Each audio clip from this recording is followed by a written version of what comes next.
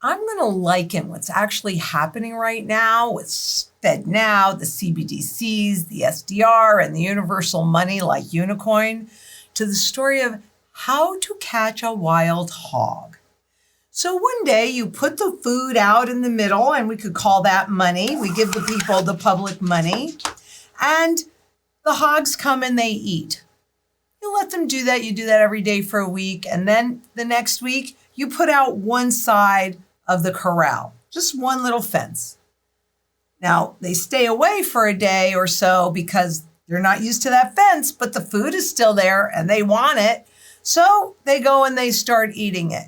Now they're comfortable with that fence. So one day you put up the second side of that corral. And at first, again, the wild hogs stay away from it for just a minute, but they don't see any other activity and the food is there and they want it. So they go in and they eat it. And you put up the third rail.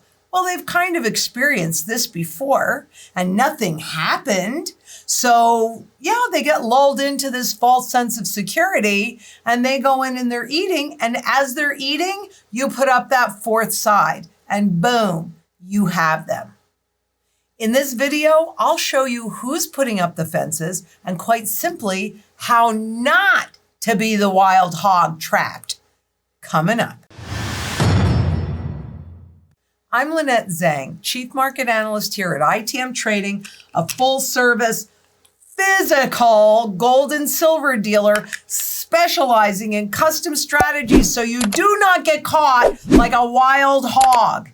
And somebody brought up in the Q&A recently about the Unicoin. And had I heard about the Unicoin that was announced between the IMF and the World Bank at the spring 2023 meeting? And admittedly, I had not heard, but I really always appreciate it when people bring things to my attention because at the minimum, I do look at them. And then if there's something to talk about, we're going to talk about it, and that's what we're doing today. So this was announced back in April of 2023. And I thought, how come I haven't heard about the Unicoin? So I went in and looked. But in June, well, we had the head of the IMF come out and say, we are working hard on a global CBDC platform concept. So it kind of seems to tie in. And we've looked at it before, and I've always said the SDR made the most sense because it's made up of all different currencies, and they could put every single currency in it, making it easy to have a local currency and a universal currency. We are working on a principle of interoperability, she said. Such concept would involve a shared infrastructure that would avoid the emergence of settlement blocks, which is the last thing we want to avoid further economic fragmentation. So let me explain what they're talking about here. Because what she's saying is that, what have we been hearing? We've been hearing about the breakdown of globalization, right? Now, in the 80s, that's when that big globalization push started. I remember thinking to myself, because I was a new stockbroker then, yeah, I can see some problems with this. And of course, with the supply chains breaking down, et cetera, we saw the problems with it. So now what we're told is that globalization is breaking apart. But I've also shown you in the past where for all the talk of the globalization breakdown, we've got the financial system that is getting even more and more globalized. And that's what she's talking about here. Those settlement blocks would be just that group of currencies. So when you're looking at what the BRICS nations are doing, where they're agreeing to settle trade in each other's currencies, that's what she wants to avoid. So what they're trying to do is come up with a universal currency that everybody will use. And the IMF, well, let's see we'll just get into this a little bit more and we'll see where this goes. This is really quite interesting. I could not find, I misspelled. But anyway, I could not find any direct references to the unicorn in the IMF or at the World Bank. So that sent me down this rabbit hole. I've included those links so you can see for yourself. But in the 1960s, so this is from the white paper from the Unicoin. In the 1960s, the United States did not have enough gold to cover the dollars in circulation outside the United States, leading to fears of a run that could wipe out U.S. gold reserves. Let's talk about this statement for a minute, because there are a few things that really stand out to me. Number one, they're referencing a period of time when we were in flux, shifting from at least a quasi-gold standard to a debt-based standard. And when they say that there was not enough gold to cover the dollars in circulation, what actually was happening was that gold was fixed at $35 to an ounce. That was the Bretton Woods Agreement back in the 40s. But the U.S., in attempting to fund the Vietnam War and the other wars that were going on, but primarily in this case, the Vietnam War, they were printing more dollars, and so they were not staying true. They were breaking the agreement that was agreed to in Bretton Woods.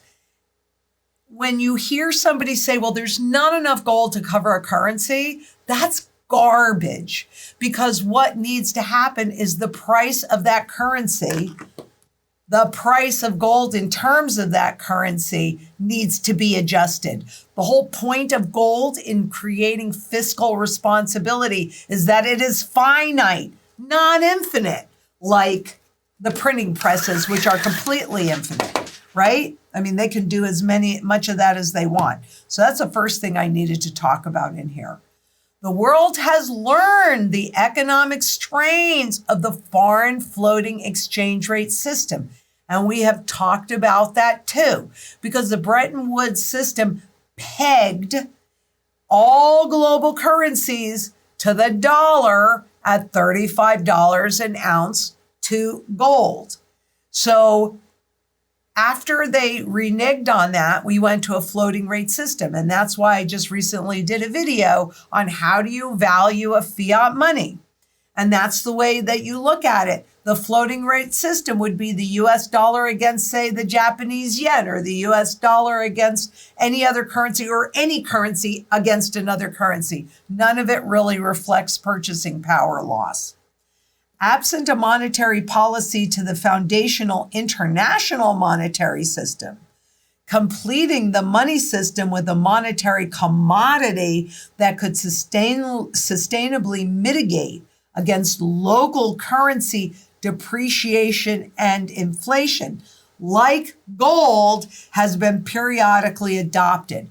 So what they're attempting to do is create a derivative of gold, which is exactly what this is, right? Except this has inflation baked into it. Let's move on. This is the Unicoin. I'd like you to notice the color of it. We'll come back to that.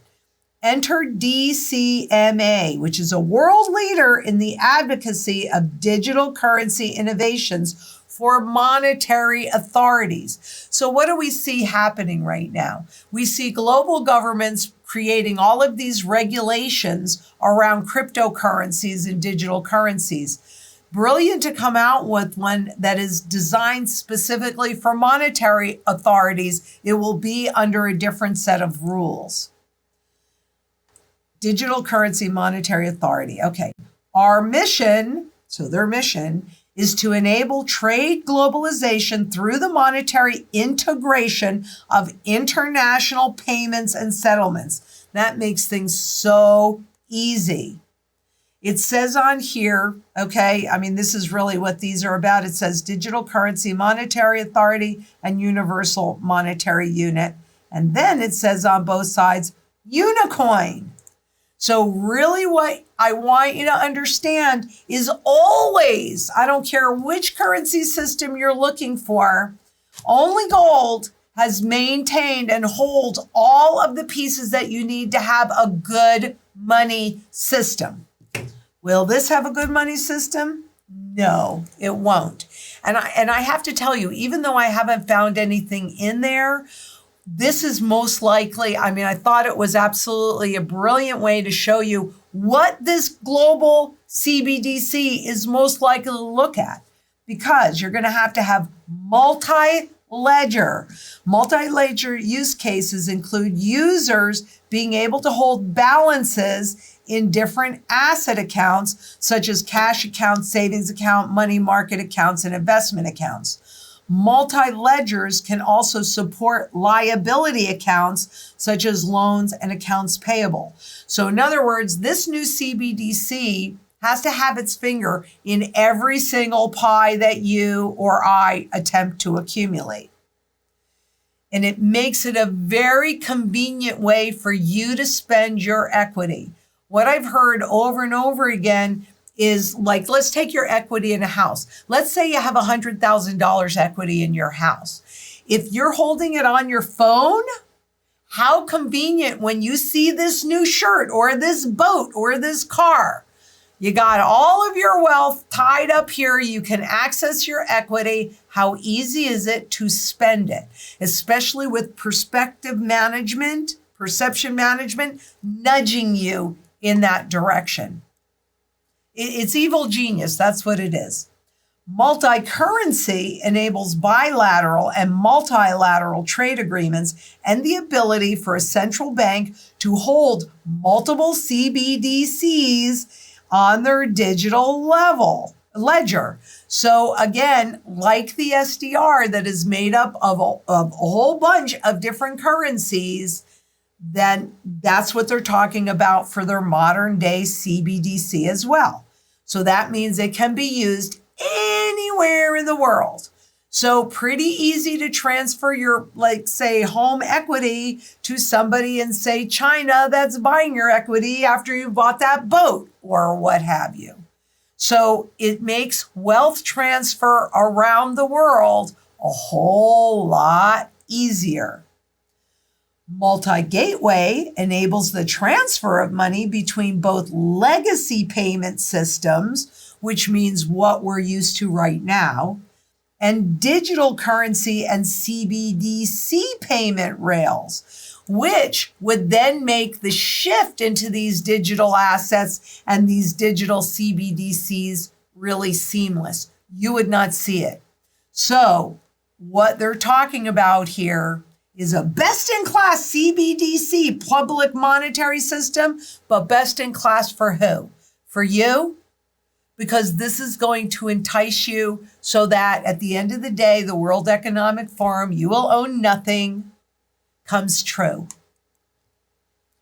Now, electronic cash is transacted through the regulated banking system. So this is how they're doing it, or how they intend to do it anyway.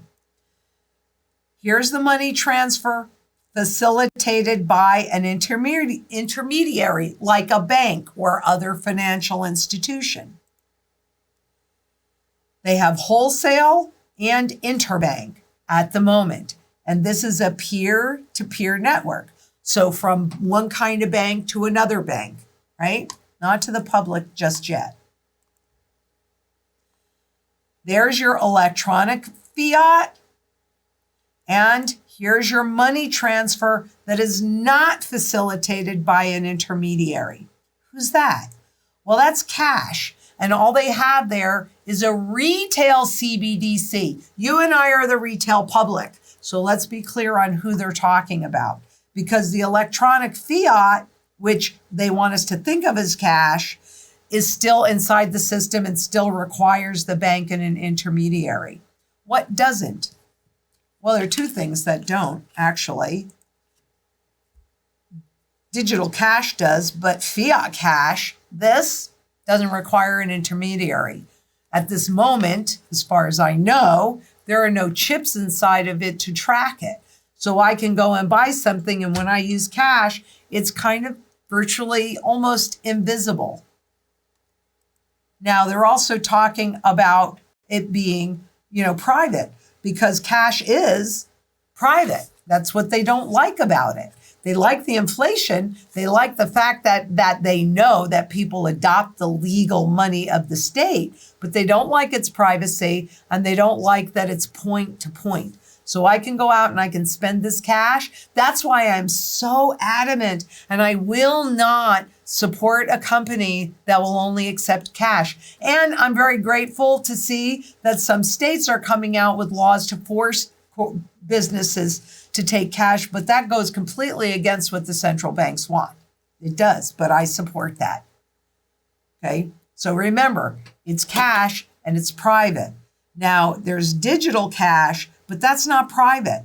That's point to point, but it still has to go through an intermediary because it's intangible, right? What else can you go point to point? Physical gold, physical silver. And that is completely outside of the system, completely private. That's what we like, because many citizens, with good reason, fear with the advent of retail CBDC, governments may take away private physical cash money and incorporate surveillance capabilities in retail CBDCs. And they will also do it in the cash that they issue. They're not going to take cash away, obviously. They want you to volunteer it. And they've been working on that since the 50s. So that's what they're looking to do. Will we fall into that trap? I won't. I hold most of my wealth in physical gold and silver. Now, let's talk about tokenized CBDC deposits, because this is really how they can invisibly shift deposits into CBDCs by keeping things appearing to be the same. So you think nothing has changed when in reality everything has changed. So tokenized deposits are a fundamental foundation to building block of a CBDC transaction network. They gotta have you deposit your wealth so they can control it. Tokenized deposits are implemented the same way, the same as banking deposits. So you just go to the bank, you have your paycheck deposited, or you go to the bank and you deposit a check. All right, nothing has changed from your perspective. Cryptocurrencies and stablecoins are not tokenized deposits as they are issued and governed by private sector companies. And they pose a threat to the future of banking because of the outflow of capital leaving the international monetary banking system.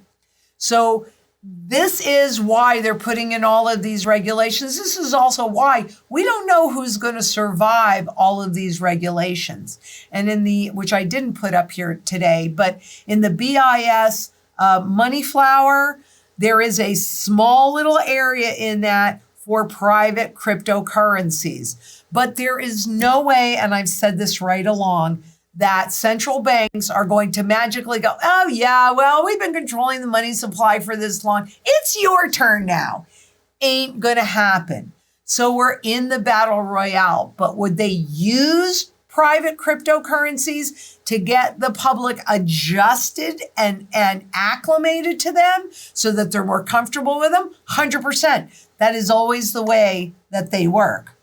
With tokenized deposits, the funds remain on the balance sheet of the depositing institution and can be monetized according for fractional reserve lending and other bank transactions. So again, with that sweep account where the banks get to sweep your deposits into sub-accounts in their name and then use that collateral, rock and roll hoochie coo. They can do any darn thing they want with that money. That would not change. So you see how they're building this universal CBDC to accomplish and support the banking sector and the central banks. The Unicoin network has implemented a globally decentralized tokenized deposit mechanism where any bank can mint. So the question of how would these be created? Here's the answer, at least in the Unicoin. Any bank can mint Unicoin on deposit or purchase transaction. Just like they create money, they loan it into existence. So where we right now are in a debt-based system, and that's how they create money, the Unicorn coin is proposing that they mint it by either the deposits or transactions. So I'm gonna go buy that boat. Boom, I got a whole bunch of new Unicoin out there in the public. Isn't that great? Isn't that nice? How do you and I generate money? We work our butts off. But no, let's not have the banking system work too hard. Let's just, boom, you wanna buy something? Okay, here's a whole bunch of new money. What does that do to this money or whatever money is already out there? Well, for fiat, it makes it go down. But for gold and for silver, but particularly gold as the primary currency metal, makes it more valuable, even if they suppress the spot price. Now, this I think is my favorite slide. And you'll see, and if you can't guess it, look at all these chains. I just love how they've got this gold chain, the Unicoin, or this gold coin, inside of all of these chains. But let's just move on, because they are, after all, the digital leader technology. But to maintain operational support of the legacy banking system. So you see, everybody's asked, well, won't this kill the banking system? No, they're going to support it so that that can continue to exist as they're making the transition, and then maybe morph it into whatever's going to support the new system. But to maintain operational support of the legacy banking system, a CBDC public monetary system should also include interoperability features to the legacy system. And what's the legacy system? It's cash, loans, money market, trust and custody, which are stocks and bonds, annuities, all that stuff, savings, escrow, which is your equity, investments, and I love this one, which is disbursements, which means when they send it to you. And I find it interesting, and I don't know if this was subconscious or conscious, I got to be honest with you, but that's the longest chain, is the disbursements, which means the most vulnerable for getting cut off, to be honest with you. And my question is, do the chains represent what will happen to the public once they issue a CBDC public money? Because that's what I think. They are going to be able to control us in every way. So they want us to think that this is gold. That's why when you look at all of the cryptocurrencies or any of the other digital currencies that the governments are making, they're either silver or they're gold. You think that was by chance? Why aren't they purple? Why aren't they green? Right? Because they want you to think that they're as powerful as gold, that they're the same as gold. That's not true. And in fact, it is the opposite of gold. This is freedom. This is choice. This is wealth, universal. I can take this anywhere and have the same level of purchasing power. What's the difference between this and all this other stuff that they're talking about here? All of this is intangible. This is tangible. I hold it. I own it outright. Period. This stuff, they're in control of. Look at those chains. Yes, 100%, absolutely. Everything in one place makes it so much easier to control. That means if they don't like what you're saying, boom, no more disbursements. How fabulous is that? Now, it also needs to have a widespread adoption framework. And how do they do that? Well, you combine global electronics, KYC, which is know your customer, right? So they want to know everything about you, with artificial intelligence and machine learning. It's showing major promise as common avoidance patterns are more easily recognized and alerted to network monitoring systems. I mean, think about what they're saying there. Think about how you feel about that. Common avoidance patterns. So they're going to know when you're trying to avoid something, and they're just going to, boom, shut you off or go in and take everything. I mean, you will have absolutely no choices. You will have no control. It's really about managing, like stronger nudging than they're doing right now with perception management. And the problem with this particular one, and I got to tell you, in my opinion, the Unicoin is not going to be the one. And the only reason why I really say it, and the reason why the reason why I say that is because it is not owned by the big kahunas. JP Morgan's, all the banks, Wells Fargo, Deutsche Bank, all that stuff. If they were part of this, then I'd say this is the one. Because the other thing, and the reason why I still did this, even though I don't believe that this is going to be the one, is because this is going to be the structure. This is a warning. A warning. Will you take heed? They know how to create demand. They're doing it through foreign exchange rates. So yeah, they don't want one big currency. They want local currencies and then a universal currency. But to stimulate continuous demand for Unicoin, the Unicoin protocol guarantees banks and wallet holders the best price cross-border foreign exchange rate market worldwide.